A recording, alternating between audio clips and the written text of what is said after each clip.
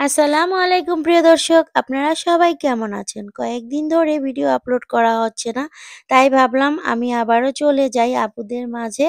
সবার কাছে আমার ভিডিওটা শেয়ার করি। কয়েকদিন ধরে এই ভিডিওটা বানিয়ে রেখেছি কিন্তু আপলোড করা হয়নি। শুধুমাত্র ভয়েস দেওয়ার জন্য। আজকে ভয়েসটা দিয়েই দিলাম ফাইনালি। তো আপনারা সবাই প্লিজ ভিডিওটা না টেনে ফুল ওয়াচ করবেন। এটা সবার কাছে আমার রিকোয়েস্ট।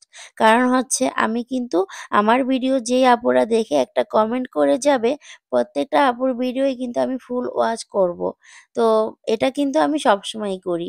মানে কারো ভিডিও কিন্তু ১ মিনিট ২ মিনিট দেখে বেরিয়ে যাবেন না। এতে করে কিন্তু ওই ভিডিওটা কোনোদিনই ভাইরাল হয় না, ভাইরাল হওয়ার চান্স থাকে না।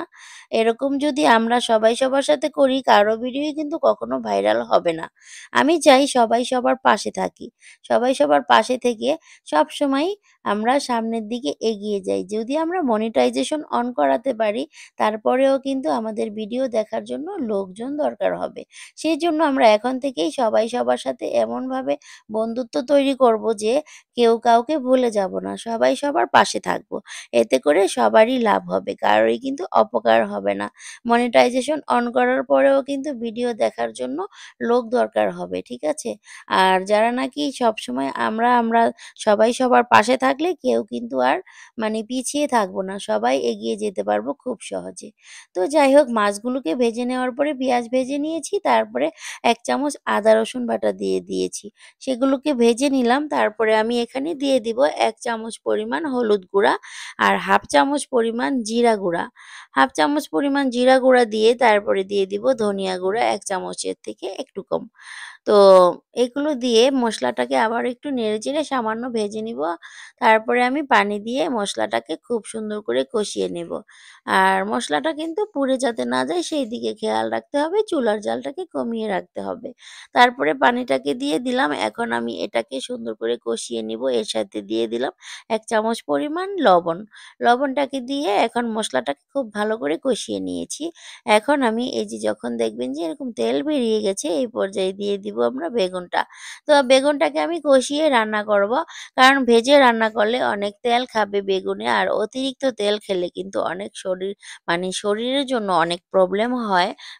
সেইজন্যই আমি আরকি এভাবে করে একদম কষিয়ে নেব বেগুনটাকে যাতে করে কষাতেই সিদ্ধটা হয়ে যায়। তাহলে কিন্তু ওই ভাজা বেগুন যেমন রান্না করলে মজা লাগবে ঠিক ঐরকমই টেস্ট হয়। সেজন্য এভাবে করে এখন আমি ঢেকে রান্না করব। এর সাথে দিয়ে দিলাম ৩ টা কাঁচামরিচ। আর আপনারা আপনাদের পছন্দ মতো ঝালটা দিয়ে নিতে পারবেন। আমরা ঝাল কম খাই। সেজন্য আমরা ৩ টা কাঁচামরিচ দিয়েছি। এই ৩ টাই কিন্তু আমাদের জন্য অনেক ঝাল হয়ে যাবে। তো যাই হোক এখন এই যে ম ম বেগুনগুলোকে দেখতেই পাচ্ছেন কষানো কিন্তু প্রায় হয়ে এসেছে। তারপর আমি আরো একবার ঢেকে দিয়ে দিলাম। আরো একটু ভালো করে কষিয়ে নিব। এই কষানোর থেকেই যাতে বেগুনটা সম্পূর্ণ সিদ্ধ হয়ে যায় এরকম করে কষিয়ে নিব আরকি। তো যাই হোক আমাদের কিন্তু কষানো মোটামুটি হয়ে গিয়েছে। এই পর্যায়ে আমি অল্প করে পানি দিয়ে দিলাম। খুব বেশি পানি দেব না কারণ বেগুনের তরকারিতে অল্প ঝোল রাখলেই খেতে মজা লাগবে। সেজন্য কমিয়ে দিলাম পানিটা। এখন এই পানিটা দিয়ে নেড়েচেড়ে ভালো করে আমি এর উপরে মাছগুলোকে সুন্দর করে বিছিয়ে দেব। এতে করে কিন্তু সুন্দরভাবে মাছগুলোও জাল পাবে আর বেগুনটা যতটুকু কাঁচা রয়েছে সেটাও সিদ্ধ হয়ে যাবে। তো এই যে এভাবে করে মাছগুলোকে এখন আমি বিছিয়ে দিচ্ছি উপরে। একের পরে একে মাছগুলো দিয়ে দিচ্ছি। আর এই পর্যায়ে কিন্তু অবশ্যই লবণটাকে চেক করে নিতে হবে। তারপরে এই যে মাছ দিয়ে দেওয়ার পরে এভাবে একটু নেড়ে-চেড়ে দিচ্ছি আর বেগুনটাকে সরিয়ে নিয়ে মাছটাকে একটু ডাবিয়ে দিচ্ছি নিচে। যাতে করে সুন্দরভাবে জালটা পায় মাছের মধ্যে লবণ, মসলা সবকিছু রস ঢুকতে পারে সেজন্য। তারপরে ঢেকে দিয়ে এভাবে করে রান্না করে নিব আরো কিছুক্ষণ। তো এভাবে করে রান্না করলে কিন্তু খেতে অনেক বেশি মজাদার হয়। আর এই মাছটা কিন্তু সালমন মাছ বলে আমি আগে বলেছিলাম কিনা ভুলে গিয়েছি। যাই হোক এটার নাম হচ্ছে সালমন মাছ। এটা একটা ইতালিয়ান মাছ। তো এই মাছটা আমরা এভাবে রান্না করে খাই মাঝে মাঝে। খুবই মজাদার হয়।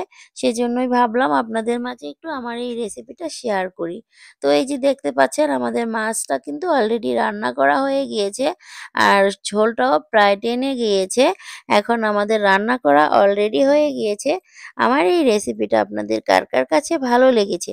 যদি ভালো লেগে থাকে প্লিজ আমার চ্যানেলটাকে সাবস্ক্রাইব করে আমার পাশে থাকবেন। আর যে সকল আপুরা সবসময় আমার পাশে আছেন সে সকল আপুদেরকে জানাই অসংখ্য ধন্যবাদ আপুরা।